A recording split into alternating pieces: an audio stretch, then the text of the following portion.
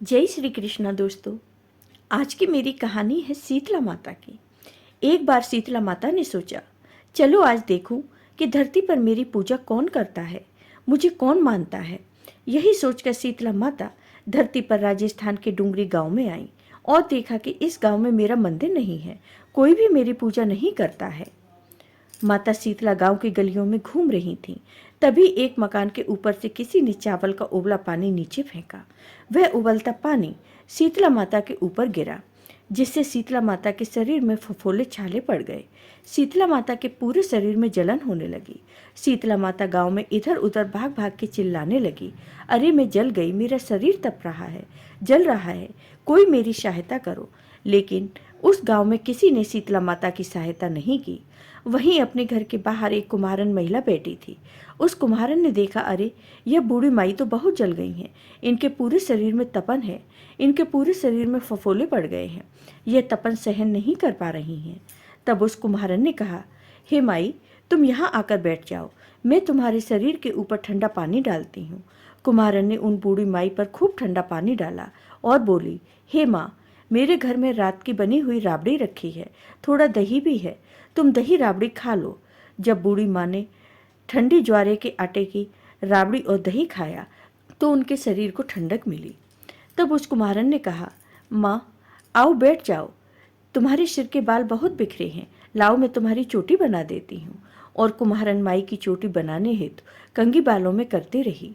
अचानक कुम्हारन की नज़र उन बूढ़ी माई के सिर के पीछे पड़ी तो कुम्हारन ने देखा एक आंख बालों में छिपी हुई है।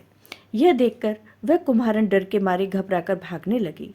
तब उन बूढ़ी माई ने कहा, रुक जाओ बेटी, तुम डरो मत, मैं कोई भूत प्रेत नहीं हूँ, मैं तो शीतला देवी हूँ। मैं तो इस धरती पर देखने आई थी कि मुझे कौन मानता है, कौन मेरी पूजा करता है। इतना कहकर माता अपने असली रूप में प्रकट हो गई। माता के दर्शन कर कुम्हारन सोचने लगी कि अब मैं गरीब इन माता को कहाँ बिठाऊं। तब माता बोली, हे बेटी, तुम क्या सोच रही हो। तब उस कुम्हारन ने हाथ जोड़कर आंखों में आंसू बहते हुए कहा, हे माँ, मेरे घर में तो चारों तरफ दरिद्रता बिखरी हुई है, मैं आपको कहाँ बिठाऊं। मेरे घर में ना तो चौकी है, न बैठने का आसन है। तब शीतला माता प्रसन्न होकर उस कुम्हारन के घर पर खड़े हुए गधे पर बैठकर एक हाथ में झाड़ू दूसरे हाथ में डलिया लेकर उस कुम्हारन के घर की दरिद्रता को झाड़कर डलिया में भरकर फेंक देती हैं और उस कुम्हारन से कहती हैं, हे बेटी, मैं तुम्हारी सच्ची भक्ति से प्रसन्न हूँ, अब तुम्हें जो भी चाहिए मुझसे वरदान मांग लो।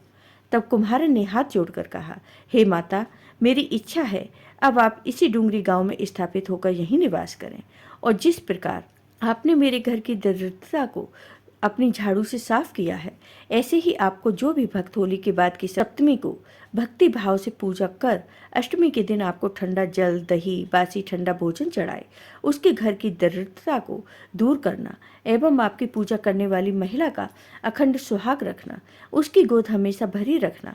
साथ ही जो पुरुष शीतला अष्टमी को नाई के यहाँ बाल न कटवाए, धोबी को कपड़े धुलने न दे और पुरुष भी आप पर ठंडा जल चढ़ाकर, नारियल फूल चढ़ाकर परिवार सहित ठंडा बासी भोजन करे, उसके काम धंधे व्यापार में कभी दरिद्रता न आए। तब माता बोली, तथास्तु, हे बेटी, जो तूने वरदान मांगे हैं मैं सब तुझे देती हूँ। हे बेटी, तुझे आशीर्वाद देती हूँ कि मेरी पूजा का मुख्य अधिकार इस धरती पर सिर्फ कुम्हार जाति का ही होगा। तभी उसी दिन से डूंगरी गांव में शीतला माता का स्थापित हो गई और उस गांव का नाम हो गया सील की डूंगरी। सील की डूंगरी भारत का एकमात्र मुख्य मंदिर है। शीतला सप्तमी के दिन यहाँ बहुत विशाल मेला लगता है। जय हो शीतला माता की। आपको ये वीडियो पसंद आया हो तो लाइक कीजिए, शेयर कीजिए और मेरे चैनल को सब्सक्राइब कीजिए। साथ ही बेल आइकॉन पर क्लिक जरूर कीजिए, जिससे हमारे वीडियो के नोटिफिकेशन आपको मिलते रहें। और हाँ दोस्तों, अगर आपको ये कहानी पसंद आई हो तो कमेंट बॉक्स में शीतला माता की जय अवश्य लिखिए। धन्यवाद दोस्तों।